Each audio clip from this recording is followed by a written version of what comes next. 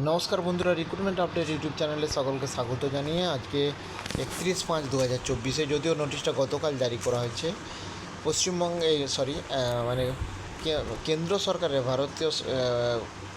ভারত সরকারের কেন্দ্র সরকারের আন্ডারে যারা চাকরি করে সেন্ট্রাল যারা এমপ্লয়ি রয়েছে সেন্ট্রাল গভর্নমেন্টের সেই এমপ্লয়ীদের ডিএ 50% করা হলো, সেই নোটিশ জারি করা হয়েছে। আসুন এই সংবাদ আপডেট দেখে নিই এবং তার সঙ্গে সঙ্গে যেটা গ্র্যাচুইটি, ডেথ কাম গ্র্যাচুইটি বা রিটায়ারমেন্ট গ্র্যাচুইটি সেটাও বেড়ে হয়েছে একটা।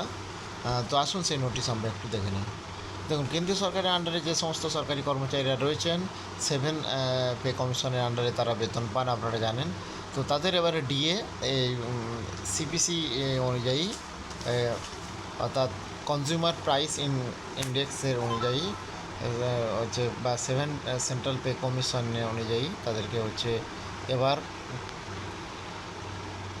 ডিএ বাড়ানো হলো, ডিএ এনহ্যান্স করা হলো। যেটা 46% ছিল তার সঙ্গে 4% আরও বাড়িয়ে 50% করা হলো বেসিকের ডিএ, এবং ইফেক্ট হবে এটা 1 জুন 2024 থেকে, অর্থাৎ 1 জানুয়ারি 2024 থেকে কেন্দ্রীয় সরকারের কর্মচারীরা 50% হারে ডিএ পাবেন, সেই নোটিশ জারি করা হয়েছে। এবং তার সঙ্গে সঙ্গে একটা ইমপ্লিমেন্টেশন হচ্ছে কি না, এই 7ম বেতন কমিশন অনুযায়ী যারা রিটায়ার্ড করবেন বা ডেথ হবেন তাদের গ্র্যাচুইটি হিসেবে তারা central civil service pension rule 2021, central civil service rule 2021 অনুযায়ী তার 25% ইনক্রিজ করা হয়েছে। তারা গ্র্যাচুইটি কত পাবেন? 20 লাখ টাকা থেকে 25 লাখ টাকা পর্যন্ত এই গ্র্যাচুইটি পাবেন, যেটা 1 জানুয়ারি 2024 থেকে ইফেক্ট হবে।